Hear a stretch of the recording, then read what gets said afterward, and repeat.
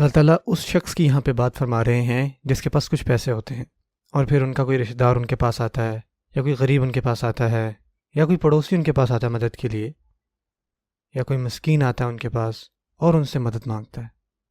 اور ہو سکتا ہے کہ اس وقت ان کے پاس پیسے نہ ہوں، یا آپ نے اپنے پیسے کہیں لگا دیے ہوں،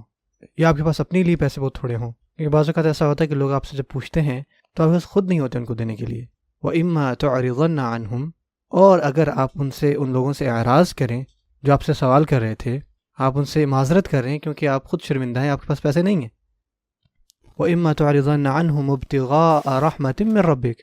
اور آپ صرف اسی وجہ سے ان سے اعراض برت رہے ہیں کیونکہ آپ اپنے رب سے رحمت کے طلبگار ہیں۔ اب اس کا کیا معنی ہوا سبحان اللہ؟ کیونکہ بعض اوقات جب کچھ لوگوں کے پاس کوئی مانگنے والا آتا ہے تو کہتے ہیں کہ نہیں نکلو یہاں سے، میرے پاس نہیں ہے پیسے۔ یا بعض اوقات اکثر آپ سگنلز پر کھڑے ہوں تو جب کوئی غریب مانگنے والے آتے ہیں آپ اس طرح سے اس سے بات کرتے ہو۔ اللہ سے فرما رہے ہیں کہ جب وہ آپ کے پاس آئیں، اگر کوئی بھی آپ کے پاس آئے اور آپ عزت کے ساتھ ان سے اعراض برتیں،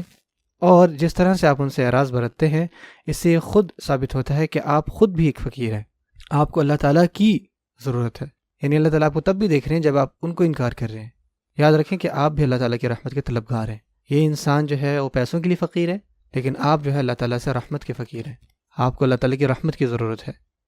اپنا رویہ دیکھیں جب آپ کسی سے اس طرح سے برتاؤ کریں۔ وَإِمَّا تُعْرِضَنَّ عَنْهُمْ ابْتِغَاءَ رَحْمَةٍ مِّن رَّبِّكَ تَرْجُوهَا، آپ خود بھی رجا کرتے ہو، امید رکھتے ہو کہ اللہ تعالیٰ کی رحمت آپ کو ملے گی۔ جب آپ کو یہ امید ہو تو فَقُل لَّهُمْ قَوْلًا مَيْسُورًا، تو آپ ان سے آسانی کے ساتھ بات کریں، آرام سے، سکون سے ان سے گلے لگیں، ان کو بتائیں کہ یار میں آپ کا درد سمجھتا ہوں، جیسے ہی میری استطاعت بنی میں آپ کی مدد کروں گا، لیکن ابھی میرے پہ بھی مشکل وقت چل رہا ہے، میں آپ کے ساتھ اپنا کھانا شیئر کر سکتا ہوں لیکن اس کے علاوہ میرے پاس اور کچھ نہیں ہے آپ کو دینے کے لیے، اور مجھے خود بہت برا لگ رہا ہے کہ میں آپ کی مدد نہیں کر پا رہا۔ آپ نے اس کے ساتھ آرام سے، سکون سے برتاؤ رکھنا ہے۔ فَقُل لَّهُمْ قَوْلًا مَيْسُورًا، کیونکہ جب وہ ہمارے پاس آ رہے ہیں، ہم سے سوال کر رہے ہیں، تو وہ اپنے ساتھ اللہ تعالیٰ کی رحمت لا رہے ہیں، اور جب ہم ان کو نہیں دے پاتے تو ہمیں ان سے معافی مانگنی چاہیے، اور اللہ تعالیٰ کو یہ بتانا چاہیے کہ اللہ تعالیٰ آپ کی رحمت آئی لیکن ہم